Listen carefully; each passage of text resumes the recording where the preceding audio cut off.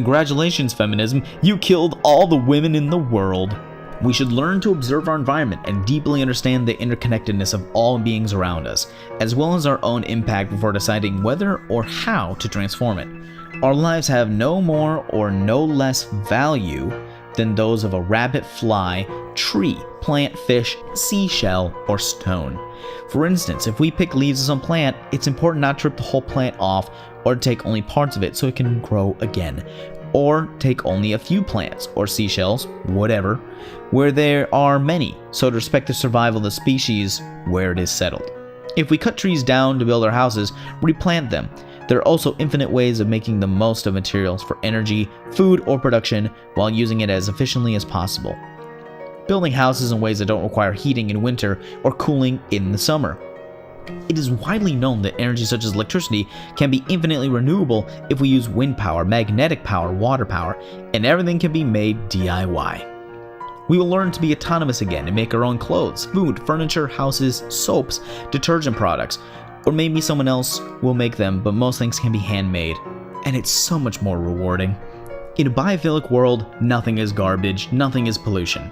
Everything is conceived so as to be part of a life cycle. This doesn't mean we should keep the same toothbrush for 50 years or never improve on our machines, technology, and infrastructure, but there's no such thing as a dump or toxic spilling. All materials should be harmless, recyclable, or biodegradable, given back to the earth as we no longer need them. Do-it-yourself windmills powering your house, huh? How's it gonna work? Like actually, how would that work? Can you DIY yourself some Skype for those women world conferences? Also, I was half joking about that animal thing, but apparently you think people can just spawn food from nowhere and never need to harm an animal ever. Also, you say that nothing is pollution. That is patently false. Many things in nature are harmful to people and the environment. Cows literally fart methane gas. You can't tell me that nature is completely clean and efficient. Not to mention that many tech companies we have today are based on technology made and designed by men. How can you go off and kill the people who are responsible for all the technology you so desperately want to make, DIY style? It's sad how little you understand of practical living methods. Industrial agriculture and farming. Genetic modification of plants, pesticides, monoculture, field plowing, and consequent aridification of the land will be considered criminal. Our right to self-sustenance would no more be confiscated by mega-food corporations, as they will no longer exist. Agriculture should always be small-scale, local, and as much as possible be modeled on wildlife, self-growing, self-renewing conditions. The less work and intervention, the better. And especially be conceived so as to nourish and sustain rather than deplete wildlife and environmental balance. Again, possibilities are infinite. We have so much to learn. And seriously, killing animals you've raised yourself in a farm or keeping animals enclosed is cruel. I'm for the liberation of all farm and domestic animals. It's up to them to decide whether they want to live with us or not, and they should be able to come and go freely. Maybe after a few decades, after the human population has stalled, male population has decreased, and after we've made serious efforts for reforestation and the restoration of wildlife on the earth, it would probably be fairer to hunt animals occasionally. Right now, given the extension of animal species, I find it criminal to hunt or fish. We don't need to eat that much meat anyway. Okay, alright, I'll roll with this. All the bad genetic plants are gone. Hooray! Except now, all those self-reseeding plants from Monsanto won't be around for your use. And that's primarily what's used in America. So now all your farmers have to work harder than they do now. And they also have to start from scratch with their own seed, because they can't just use the one that's currently around because it's genetically modified. So you have to somehow find corn that is not currently genetically modified, distribute it to all the women of the world, which they can't do because it's supposed to be autonomous, and have them start over from scratch. Holy shit. And also, since you were getting rid of that, means you couldn't possibly eat any current food. My joke about you starving is actually true. It's so fucking tragic how these things that I say as cruel jokes are becoming rules in your world. Except now you say that hunting sometime later is fine, so you actually prohibit killing animals as of right now. So all that corn, all those crops, can't do it. All that hunting, can't do it. So you can't eat plants, can't eat animals, we're dead. So, no plants at all, because they're genetically modified patriarchal plants, and no animals, because that's mean. Are you gonna eat rocks? It doesn't work that way. And you even mentioned before that stones are apparently a fucking species of animal. You wouldn't last a single day in your revolutionary utopia. This is a literal dystopia from how much chaos there should be. This post is already too long. I hope you got the point of it though.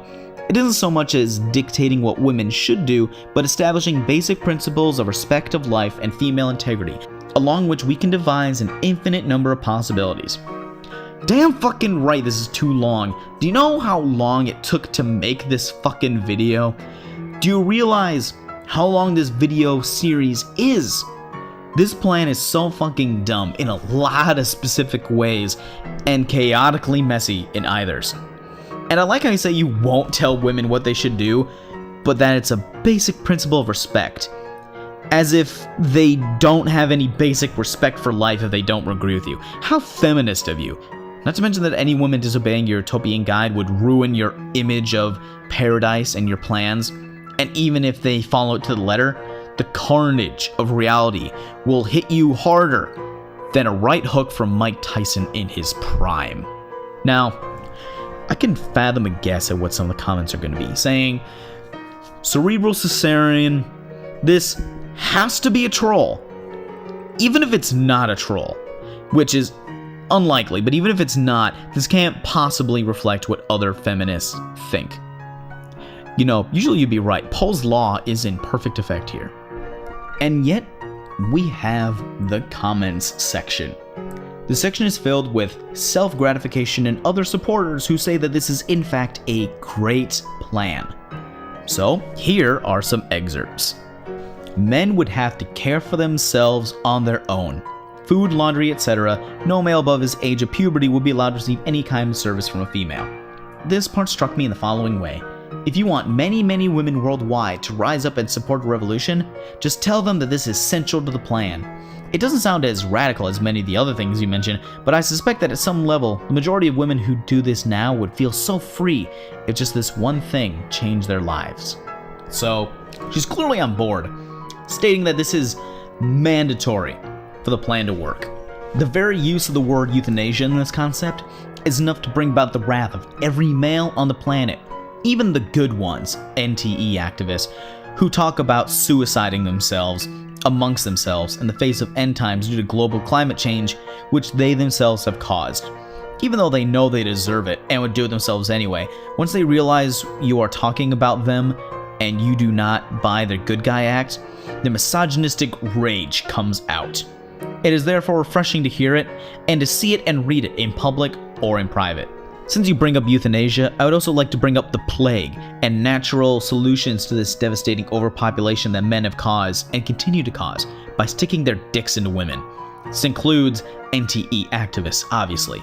Besides women killing men completely regardless to whether they deserve it or not, of course they do, or whether an uprising of the sort would adhere to natural law, it probably would, although our reluctance or aversion to actually doing it may have roots in our own natures. There would be other ways that a female majority world might eventually happen. I would say that this is even probable at this point, that either we will end up with a female majority globally, or there will be no human population at all. So this person is also clearly supporting this plan, saying it's definitely okay to kill men, because of course they deserve it. We would have new pedocriminal males with whom to deal even in women's world. I suppose we would not be wrong about that. If we believe that this is basically men's nature to be necrophilic accumulators and destroyers, then this would not stop as long as there are males. You envision women still having to deal with them. I do not, but now that you mention it, I'm not sure how I or we got there. Perhaps it is intuitive as you say, but for whatever reason, I do not think this will be an issue.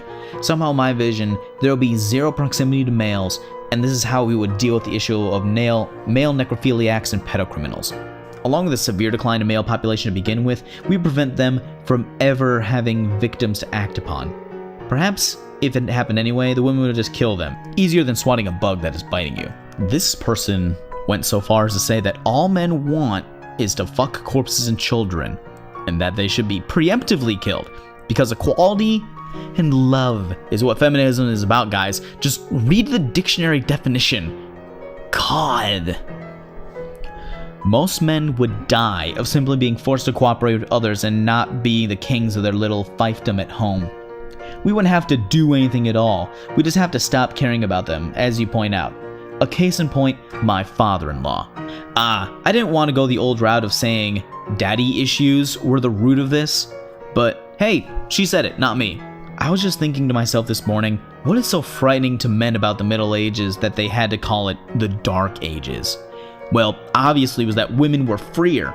Everything in patriarchy is a reversal, so you just reverse everything back the other way to get the truth. We can easily trace the history of men's entrance into the birthing chambers, and it took place after the Dark Ages, which means that women had far more autonomy and, dare I say, power than they have today. They probably owned all the businesses too. I didn't know that women simply left marriages back then, so that's another one. I would absolutely love to know more about the Dark Ages. And what nasty fuckers they were to go around killing cats. I know that these were mainly old women's companions. Fancy forcing old women to hand over the cats to be killed. I really, really hate them. So, this is a real confirmation that these women hate men. This isn't an inference. It literally says she hates them. I am also skeptical about the Dark Ages being better for women.